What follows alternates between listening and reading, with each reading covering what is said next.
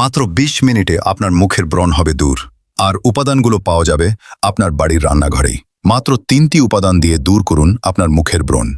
৩টি উপাদান হল নিম পাতা, কাঁচা হলুদ ও মধু। মিশ্রণ যেভাবে তৈরি করবেন, প্রথমে ৫ থেকে ৬টি তাজা নিম পাতা ভালো করে ধুয়ে মিহি করে বেটে নিন।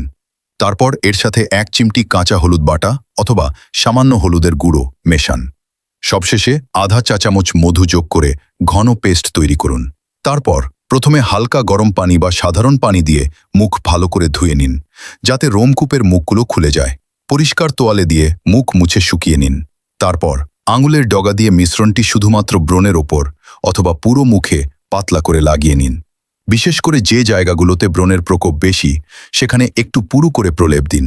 মিশ্রণটি মুখে ১৫ থেকে ২০ মিনিট রাখুন। পুরোপুরি শুকিয়ে যাওয়ার দরকার নেই, হালকা টান ধরলেই হবে।